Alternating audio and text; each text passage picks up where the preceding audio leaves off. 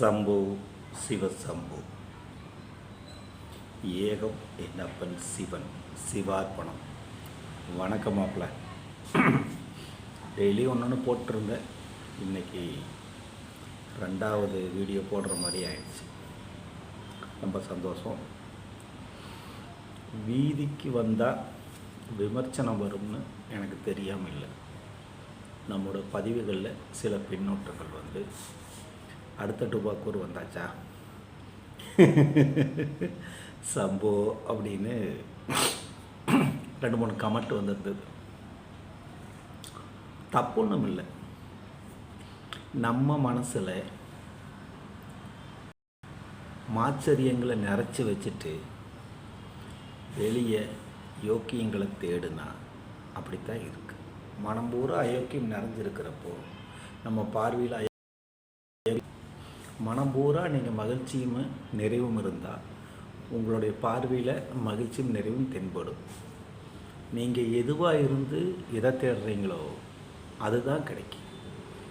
அதனால் நாம் டுபாக்கூரா போலியா இல்லை நாம் ஏதாவது மோட்டிவ் ஓட்டிருக்கிறோமாங்கிறது உங்களை பொறுத்தது, உங்களுடைய தேடுதல் பொறுத்தது. நான் அடைஞ்ச தேடுதலில் நான் கிடைச்ச அறிவை உங்களோட பகிர்ந்துக்கிறேன். அது உங்களுக்கு தேவைன்னா நீங்கள் எனக்கு பின்னாடி வர்றீங்க, இல்லாட்டி நீ கண்டுக்காமல் கடந்து போகிறீங்க. அவ்வளவுதான் மாப்பிள்ள. ஒரு செயல் உங்கள் மன விருப்பத்துக்கு ஏற்ப நீங்கள் நினைக்கிற மாதிரி நடந்து அதில் ஒரு மகிழ்ச்சியோ செல்வமோ உங்களுக்கு வந்தால் நீங்கள் முழுக்க இது நம்முடைய முயற்சியினால் வந்தது, அதனால் இதுக்கு நாம் தான் அதிபதிங்கிற ஒரு கர்வம் உங்களுக்குள்ளே வந்துடுது.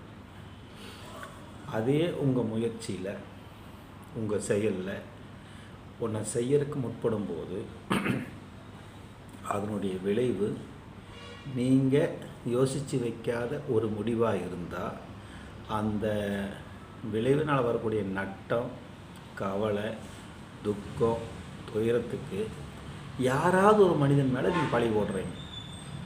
மனைவியாக இருக்கலாம், அம்மா அப்பாவாக இருக்கலாம், அண்ணன் தம்பியாக இருக்கலாம். நான் ஆரம்பிக்கலே நீ சொன்ன அது நாசமாக போச்சு அப்படிங்க. அதுக்கு முன்னாடி அம்மா அப்பா பல முறை பார்த்து போ சாமி, நிலவில் இடிக்காத, குமிஞ்சுவோன்னு சொல்லியிருப்பாங்க. நீங்கள் குமிஞ்சு போயிருப்பீங்க. சில சமயம் குமிஞ்சு போகாமல் போய் அடி வாங்கியிருப்பீங்க. அதோட அம்மா சொன்னால் அம்மத்தான் சொன்னால் நாம் கொஞ்சம் குமிஞ்சு போயிருக்கலாம், கிரகத்தை நாம் அடிச்சுட்டு தலையிலேன்னு அப்புறம் அடுத்தாப்புல குமிஞ்சு போவீங்க. அப்பெல்லாம் சொல்ல மாட்டீங்க. அப்போ நடந்த நிகழ்வுகள்லாம் நீங்கள் யாரைக்கார, ஏன்னா உங்களுக்கு அதனுடைய பாதிப்பு குறைவாக இருக்கிறதுனால அதை ஏற்றுக்கிறீங்க. ஆனால் அதே உங்கள் முயற்சி தோற்று போகும்போது, பாதிப்பு அதிகமாக இருக்கும்போது யாராவது ஒருத்தர் காரணம் சொல்கிறீங்க.